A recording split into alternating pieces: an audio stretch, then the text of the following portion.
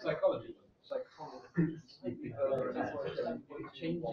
Changing topic is equivalent to having a brain. Yeah, but there's not a lot of it. Notice too similar for it to be a real. Like if you went from doing this in coding, and then I would continue coding. Okay, let us start.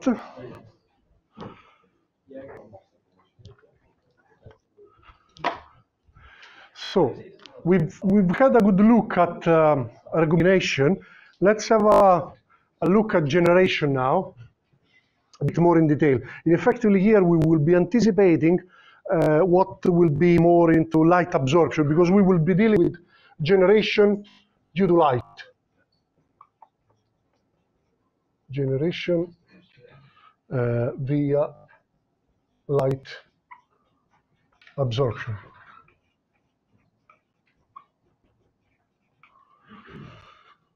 And this is what we will see. This will drive us to the so-called Beer-Lambert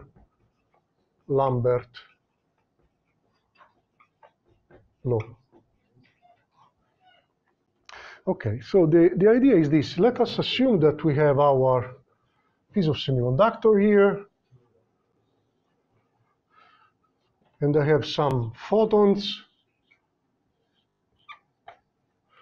that are monochromatic beam of photons that are incident on this, impinging on this area A of my semiconductor.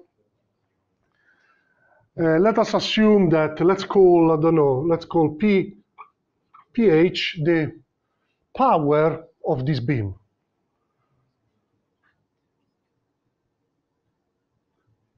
So here I will anticipate some optical, let's say, quantities. I have a nice slide where I summarize all this. Probably I'll put it later on the video. So if this is the power, okay, this is in watts, and h-ni, this is the energy of the photons. E of the photons, h-ni, ni is the frequency, h the Planck's constant. So before I do anything, what I should probably translate these things into is how much is the power density reaching this point. Power density. Power density means watts per square meter, isn't it? So power density is actually, in terms of optical terms, is also used, called intensity, the intensity of the beam. And if we know that this is the power of the beam, then this is simply this thing. Okay, so the units are watts per square meter or joules per square meter per second. Now, what is causing this intensity of light reaching the semiconductor? A certain number of photons that are falling on the unit area per unit second. This is energy per unit area per unit second. So it's obvious to think that because the energy is carried by the photons, this obviously means that, isn't it? So it's useful also to think of some n photons that are falling on the unit area per unit second that I call n. And this is effectively is I divided by the energy of the photons. Remember, here I'm in the simple approach that this is a monochromatic beam that is falling on my semiconductor. Okay, this is what later on we will call photon flux, which is measured in number of photons per square meter per second.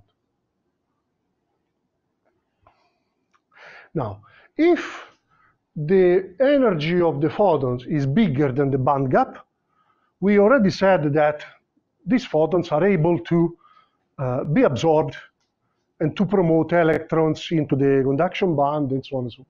So we can already anticipate that as this beam is passing through my piece of semiconductor, they will be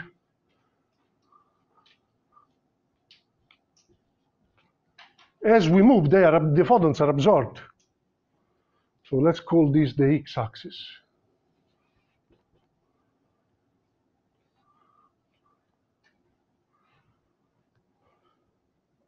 So I can already anticipate that n, the number of photons in the beam, as I move along, will be decreasing until they eventually disappear if this is infinite. So this quantity n is valid here, but in reality, n inside the semiconductor is a function of x. And the same I is a function of x. Because as we move along, and remember we are assuming that this is bigger than the band gap of the semiconductor, the photons are removed from the beam. So let us call, let me make some space here. So let us call alpha, I will write it here, alpha ni. Alpha is a function, is a quantity that is a function of frequency and has the units of inverse of a distance. And we call alpha the probability that a photon is removed from the beam per unit distance.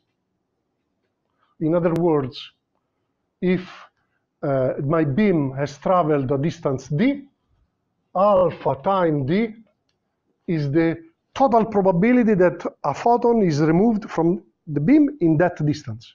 That's what this means. So this is called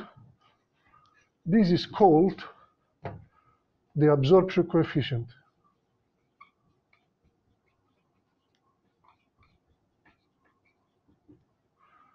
And the inverse of this quantity, 1 over alpha, is, as you can see, if alpha is the inverse of a length, the inverse of alpha is a length, and this is called the absorption length.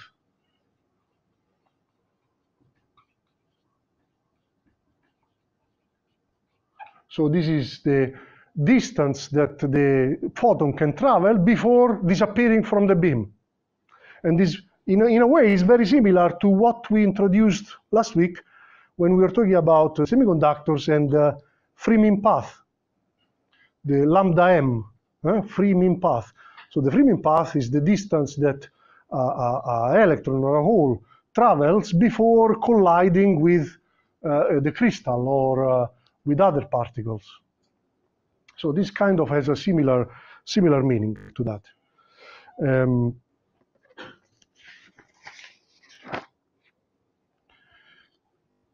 Okay, so at this point, let us consider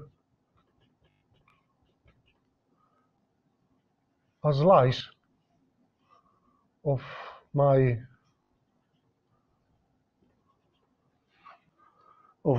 piece of semiconductor. So I'm now focusing to this region. Having defined alpha, so alpha is a characteristic of the semiconductor, but also the frequency of the light being used, and represents the probability of losing some photons within per unit distance. So with this definition of alpha, I could say that if I'm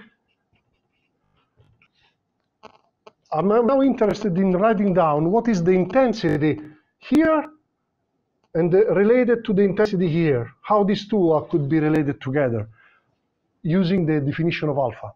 So I could say that the intensity of the light at this point could be related to the intensity at this point. The beam has to travel a further dx, isn't it? This is dx before reaching this point. So this means that the intensity at x plus dx is obviously smaller than that because some photons have been removed in this dx distance. And so effectively, I need to put here the probability of the photons being removed in this dx distance, alpha dx. This is per unit distance times the distance. This is a probability, 20%, whatever. time how many photons, how many photons are in the beam, or how much energy is in the beam. I is energy, so we can put here I because we are using I as our parameter. So this represents, well, based on the definition of alpha, how the intensity of the beam decreases as we move along the semiconductor because photons are removed, are absorbed. And I can put this in a much better way by expanding this using a Taylor expansion in X. I can write this as Ix plus di dx equal Ix minus alpha ni dx Ix. So you can see that this goes away, and I can also simplify dx here goes away. So I'm left with this beautiful and simple equation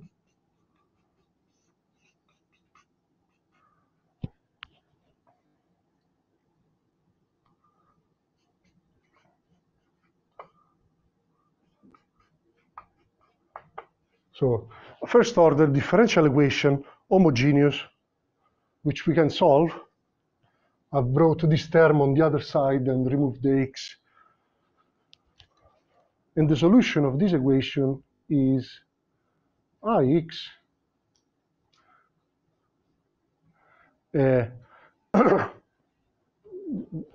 remember, I is the intensity of the beam before it enters the semiconductor. So this is for me, let's say, my initial condition. I0 is I, that thing that I've defined there, for my differential equation. And so the final solution is this one here. This is what we call the Beer-Lambert law, that says that the intensity of the beam, when photons are absorbed with a certain probability per unit length, with a certain absorption coefficient, falls exponentially as you move along. Okay, now, until now we haven't mentioned generation yet. What is G? G, obviously we are doing this to try and quantify GL. Okay, I'm doing this because I wanted to talk to you about GL, the term we mentioned previously. So I'm trying now to quantify it for you. So who is GL? GL obviously is the generation rate. But because the beam is decreasing in intensity, there are less and less photons as we move into the semiconductor. Remember that the photons that are absorbed generate electron-hole pairs. The less are the photons, the less are the electron-hole pairs generated. So I can already immediately realize that GL is generally a function of X as well, and this will be alpha time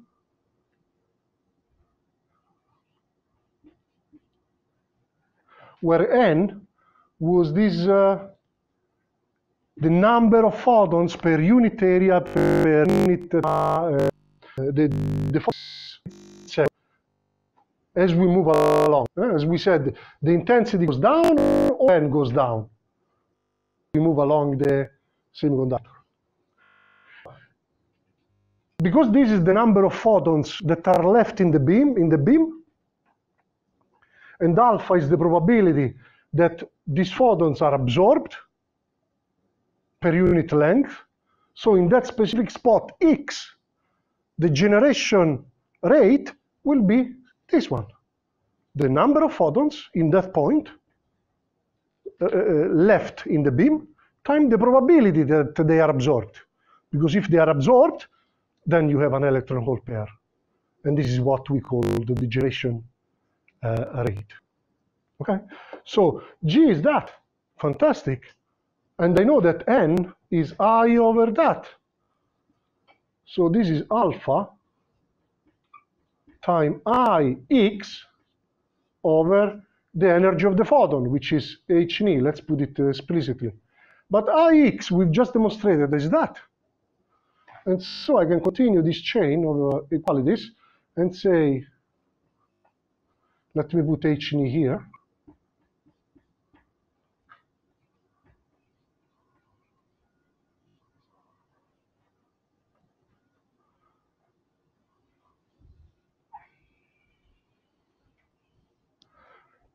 And that's how GL looks like when you have light that is falling onto your piece of semiconductor. Is also falling exponentially. So the generation rate, as we've defined it, falls exponentially into the semiconductor. I could actually try and draw something, but instead of drawing it, I will show you this on my notes.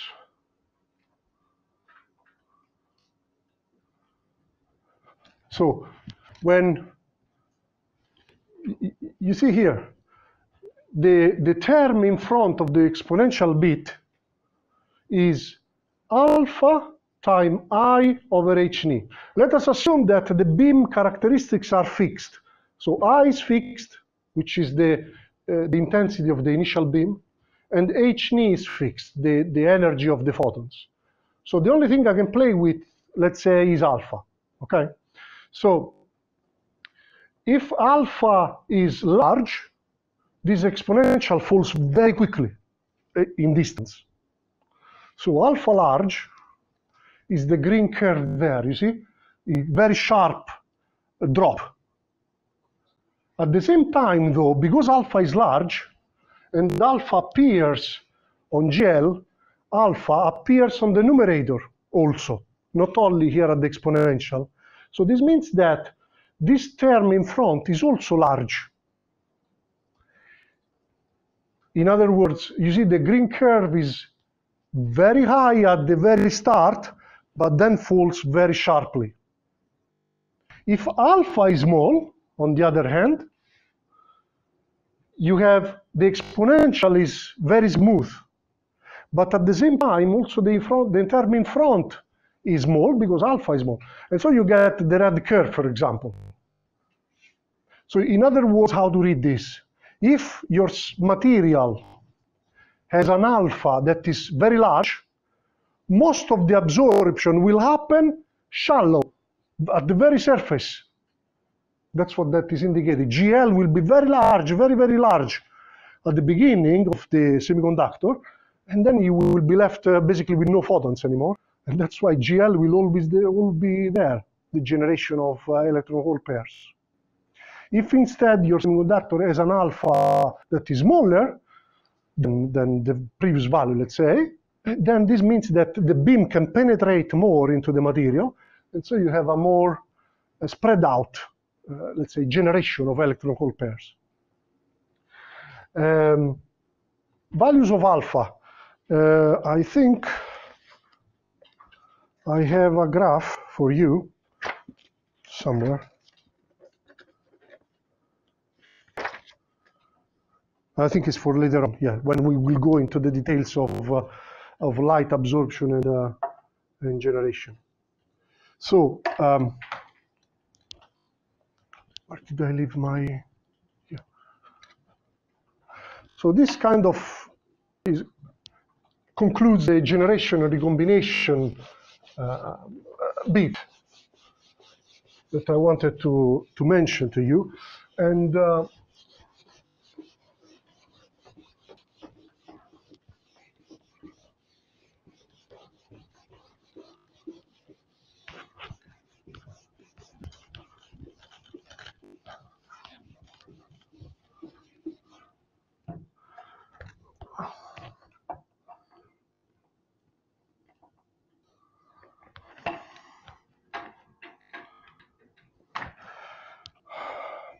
so previously we've seen, for the N-type semiconductor, for example, we had seen that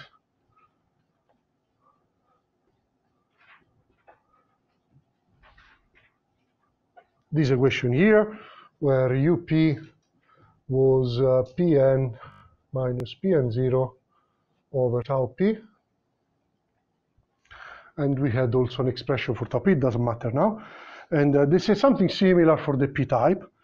Now, when I did that derivation, I did not say anything regarding, for example, G. How was G?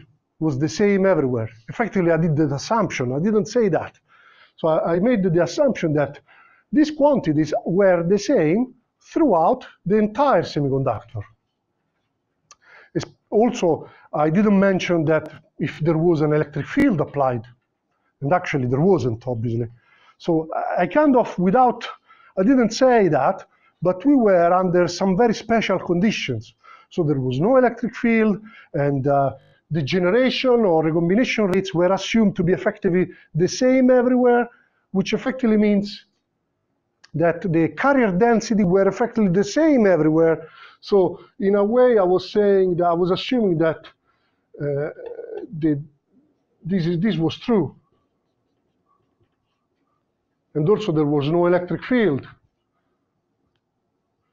So these are actually, these equations are actually a special case of a more general case that of equations that are a much more general case that go under the name of continuity equation. And effectively, the continuity equation is the most general form of charge conservation we could imagine for semiconductors. And the story about regarding this, what modifications we have to do, the idea is that we need to do some additions to this. We were using some, previously we were in some very special conditions to allow our conversation previously, but we need to do some additions to this, and to do that, we need to consider a bit more, a more general case, which is this. So let us assume, and here I'm going to show you this image.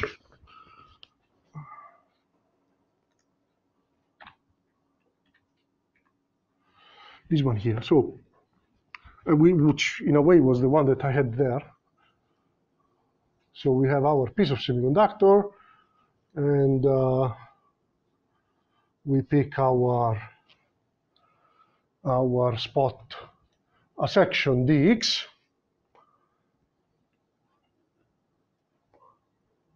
So within this piece of material, we know that this was our starting point.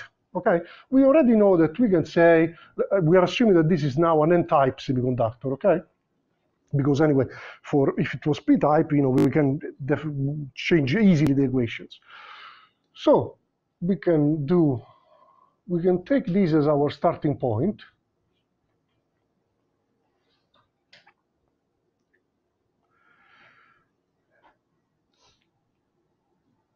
We need to try to introduce something more in this picture. So at this point, I'm only considering the fact that in this piece of material, this section, there is some generation taking place and some recombination taking place. Obviously, a semiconductor can be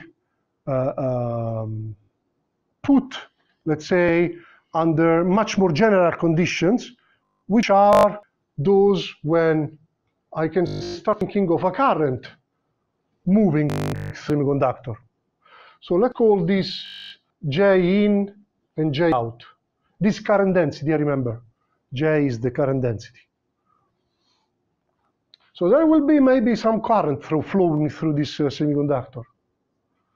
Current is carriers per unit second. Well, in this case, per unit second and per unit area.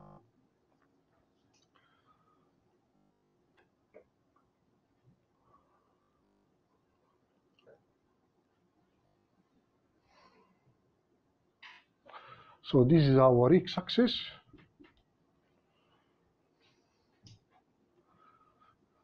This was the area of the semiconductor.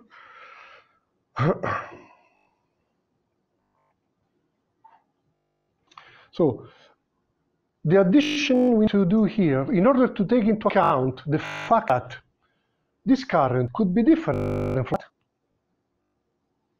because some of the carriers could be held in here, or this could be bigger than that, because maybe there are some carriers stored here that could be released. So I will write down the result, and then we discuss why it should be like that. So what we need to add here to take into account the most general case, the continuity equation for this case, is this thing here.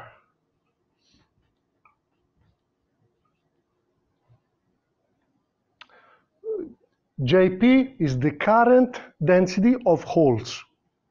Remember, this is an equation for holes only.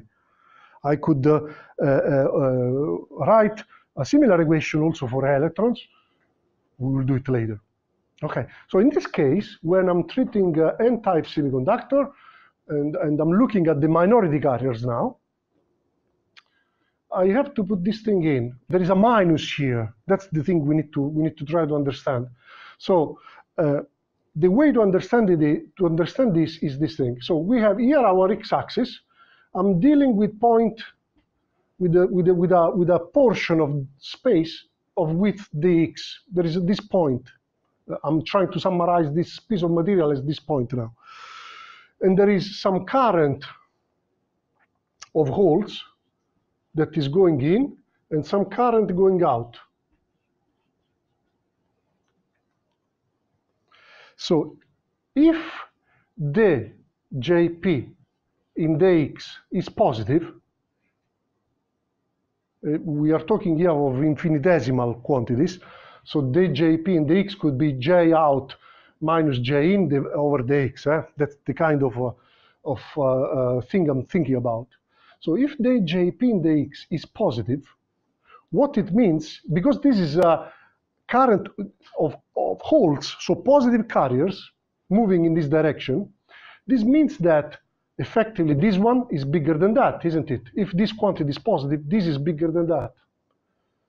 So this means that whatever is in this piece of my material is providing some more, contributing some more holes to those that were incoming.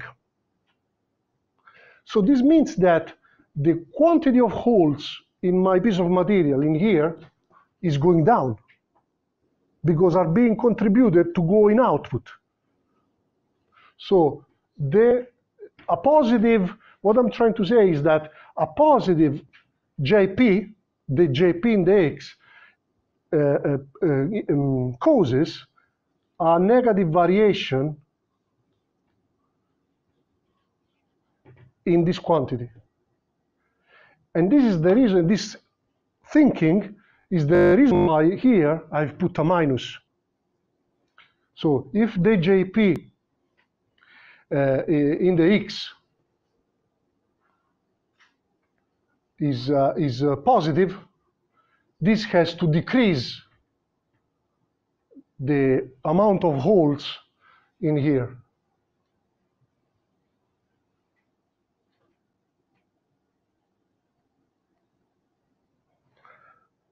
If I was dealing with the opposite case of a p semiconductor, so the equation, the starting equation would have been this one.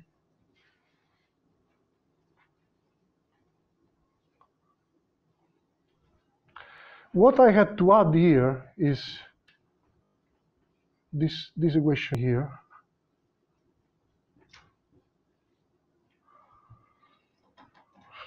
So here instead I'm using plus, because the approach is the same. So the only thing is that now we have carriers that are electrons.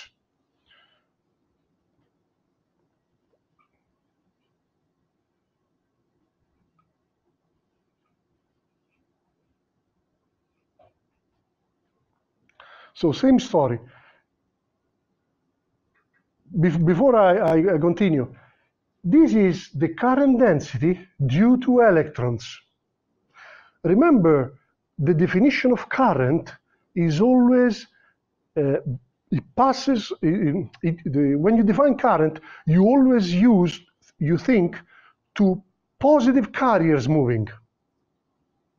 So in this case, the fact that I'm indicating there is a Jn going in this way, it means effectively that the electrons are going this way. Okay? Because the electrons are negative. They go in the other way. So if I follow the same approach now, if they say, let us assume that the Jn dx is positive, that is, this is bigger than that. Remember that this bigger than that means that this current here that is actually going into the piece of material we are focusing on is bigger than this coming out, actually. So the electrons going in are more than those going out. This means that in this point, electrons are being deposited by the incoming current. Some electrons remain in there. That's what this is basically meaning. So this means that if dGn dx is positive, the amount of electrons in there in time will increase. So the np dx will increase. And that's why I need to put the plus sign. This whole story is to understand the sign. Okay, and we are nearly there. So this is the continuity equation in a semiconductor for the minority carriers, either a P semiconductor or an N semiconductor. Who are J, this J, the currents J? Well, we've done it last week. There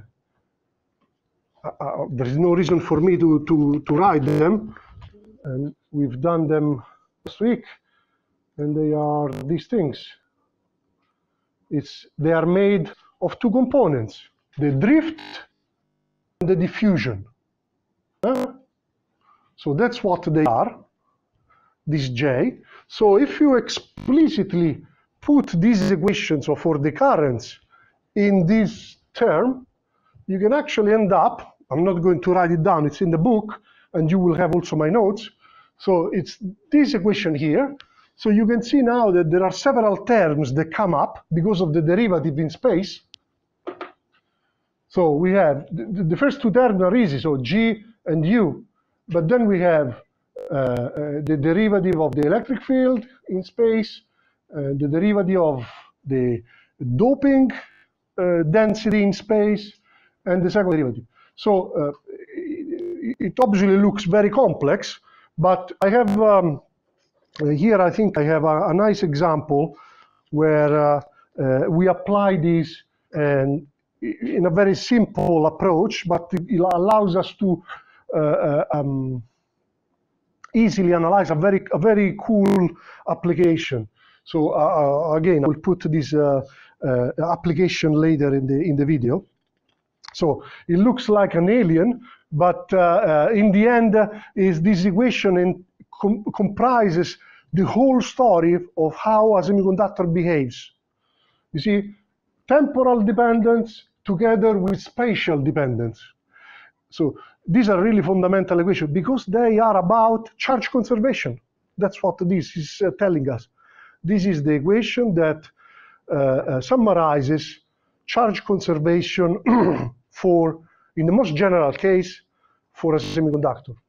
And generally, this is treated together with Poisson equation, which obviously you must know, which is this one here. The x equal to the density of carrier charges divided by the dielectric constant. So these two sets of equations solved together should always give a unique solution for the semiconductor. I'm not telling you this because you have to resolve it. Okay, so just so you know. Okay, and so this is the application I was going to talk to you about, but I'll do that later. And so we can move. So we can move now to the final two bits that are light absorption and light emission. So I will try to, this is quite simple. It's also quite well done on my semiconductor notes. There are some semiconductor notes in references, so these are that. I've also prepared a nice summary of important definitions relating to light. So I will leave them, they are in the notes. There is no reason for me to go through this here. I will leave them, I will probably go through them in the video later, just definitions. So, what I was going to do is some stuff here. We've just introduced the intensity, so it's all about those kind of things. So very, very simple definitions anyway.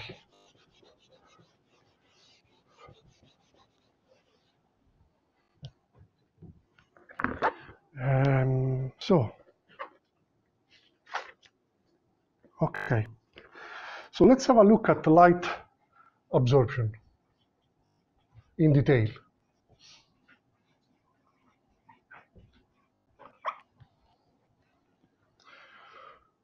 So light absorption and also emission imply the transition of electrons from one state to the other.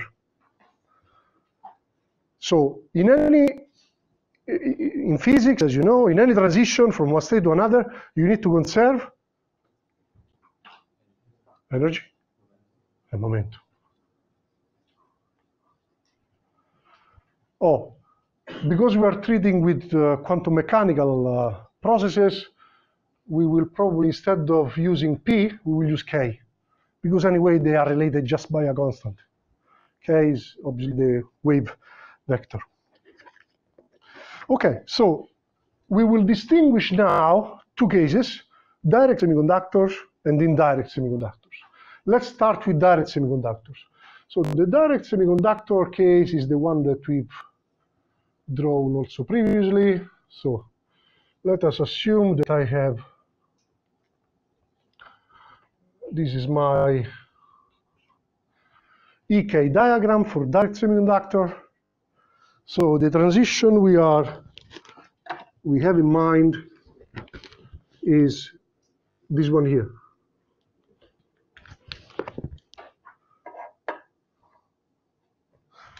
So we have, the idea is that we have a photon that is coming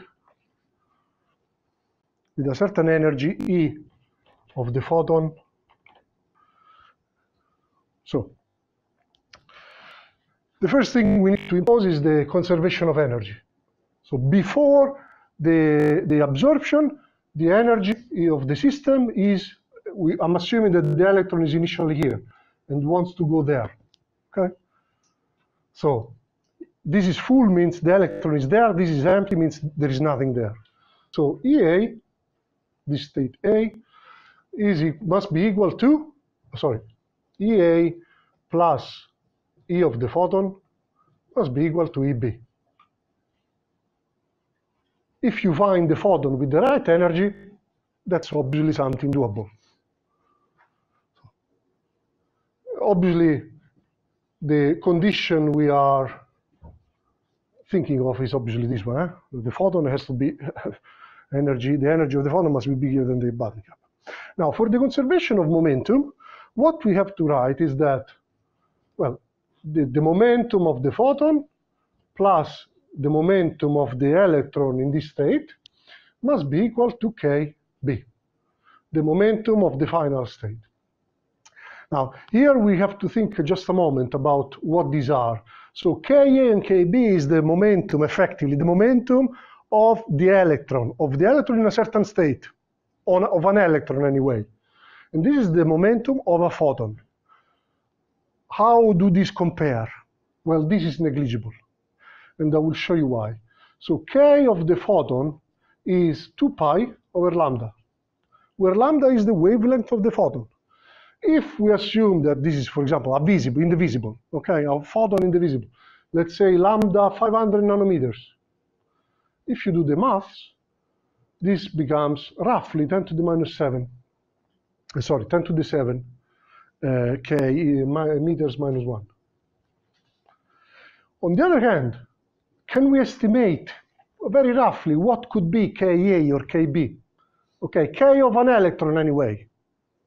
Well, the electron is in the solid state model of a crystal is a wave that is moving in a periodic potential of spacing the crystal lattice distance. So I could roughly say this thing, where this is the crystal lattice spacing in a crystal. And this is of the order of 0.5 nanometers. So really, if you do the calculation, you end up with something 10 to the 10. And so this is really negligible. So I can easily neglect that. So really, while the conservation of energy is this, the conservation of momentum is effectively this. From this story, what you get is something very cool, actually, is that the photons carry a lot of energy, because definitely they can allow the electron to go from here to there, which is several eV maybe higher. But the cool thing is that they don't change the momentum of the system. So electrons on this EK diagram are responsible for vertical transitions. That's the take-home result. Electrons allow transition, photons allow transition vertical. And the probability, just to put it in writing, the probability for the transition from A to B could be proportional, written as proportional, to what? The probability that this state is occupied by an electron, which is using the Fermi distribution F EA, time the probability that this state is not filled with an electron, which we discussed briefly last week, which is 1 minus FEB. So the total probability for this transition could be estimated like that. But the take-home really result is that photons allow vertical transitions. This is important. This is the physics behind the absorption of light in a direct semiconductor. And just to conclude later on, let's have a look at the indirect case now. So what I'll do, let's remove this. You can remove this, yeah. And I'll try to fit it here. So the indirect case,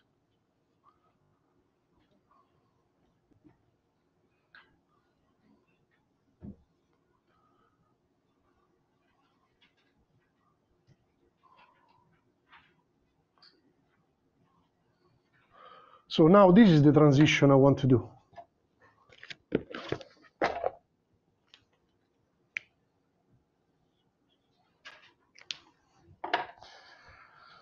But we have just found out, so sorry, this is EB, and this is KB.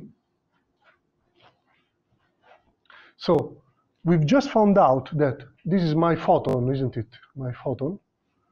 This photon, we just said that, photons allow vertical transitions.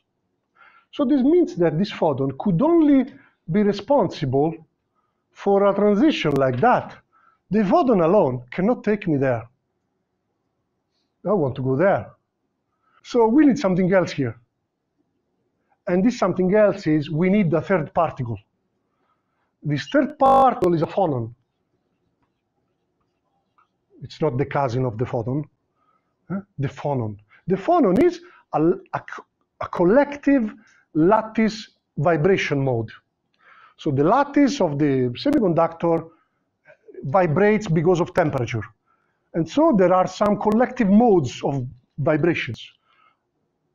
And the nice story behind the, let's say, the phonon is that it has opposite properties to the photon, effectively. If you dig it a little bit, you can see that K is big of the phonon, let's say K phonon, is, let's say, of the order of that of the electrons, but the energy of the phonon, at maximum, you can see it in the book, as in some nice tables and so on, a maximum is of the order of, few tenths of milli eV. So I don't know, I'll put here 0.05 eV, so very, very small energy. So really the phonon is the particle that allows for transitions that are horizontal on this plane. So here you can see that there is a mismatch in K. No, this is KB minus KA. So who is giving me that? That is the phonon. I need to find the right phonon. So let's write the conservation equation now. We've realized that we need the phonon, except the photon. So before the transition, the energy is EA plus E of the photon plus E of the phonon. And this has to be equal to the final state, which is just EB. The phonon has been absorbed, the photon has been absorbed, and I have only the electron there. As we've said, effectively, the energy of the phonon can be neglected in most cases. Regarding the momentum instead, we have, before the absorption, we have K of the electron, so Ka, plus K of the photon, which we said we can neglect, plus K of the phonon, equal to Kb. So we need the transition in an indirect semiconductor is only possible if the moment that the photon appears, the semiconductor is capable to find in the surrounding area a phonon of the right K to allow for this transition. So you understand that this makes the transition in an indirect semiconductor, the absorption of light, much more improbable because you need to find the right phonon.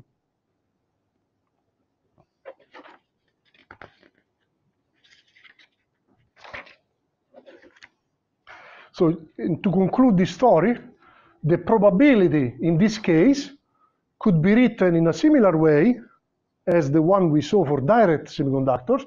The only thing is that we need to add this additional probability to find a phonon with this K. So I could write it as W B to A is proportional to the probability to find K phonon time F. The F, remember, I didn't say it, but F is the Fermi distribution. That's the probability to find an electron here. F EA time 1 minus F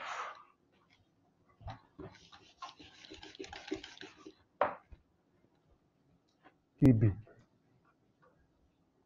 So you can see that this is the critical bit, is the fact that now there is a probability, which will be generally small, to find a phonon of the right K.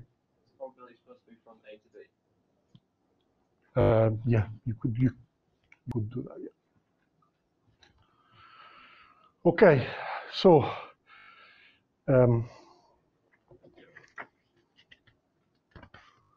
so we have. I'll use a couple of minutes to conclude just this part. So we've said two nice things here when we dealt with light absorption.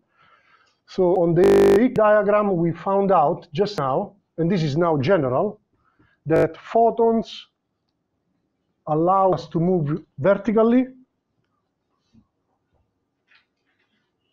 Also the emission of photons, you move vertically, while phonons allow you to move horizontally. So having this in mind, whichever transition you can imagine on an EK diagram can be done using these two particles. And since we are dealing with light absorption, which we have dealt previously as well when we mentioned the Beer-Lambert Law. So remember that alpha kicks in these processes, these absorption processes. The alpha we mentioned previously, the absorption coefficient. And actually, I will conclude here using this image that actually should show you how alpha depends. So this is alpha, the absorption coefficient, as a function of the energy of the photons. So I always used, if you remember, I've always used alpha ni is a function of the frequency, of the energy of the photon. So you can see here for silicon and for gallium arsenide. Remember, silicon is an indirect semiconductor, and gallium arsenide is direct. So we can see in action the things we've just said. Silicon is indirect, so it's much more hard to absorb electrons. Silicon, an indirect semiconductor, is a difficult, it's a bad light absorber. On the other hand, a direct semiconductor, like gallium arsenide, good light absorber, because it doesn't need to find the phonon. And indeed, this appears here because, as you can see, anywhere you look, at least at the beginning and further on, gallium arsenide has always absorption coefficients that are bigger than those of silicon. There is one more feature, though, to stress here. At the beginning of this curve, obviously, you start absorbing when the energy of the photon is just above the band gap. So don't be surprised that gallium arsenide starts here and silicon starts there. This is because of the band gap. The band gap of silicon is 1.1. The band gap of gallium arsenide is 1.45. But what is nice here to notice is this kind of curved shape of the absorption spectrum, the absorption coefficient. So generally, you can see there that alpha goes something like that at the beginning. Okay, this is Eg, and let's put here the energy of the photon.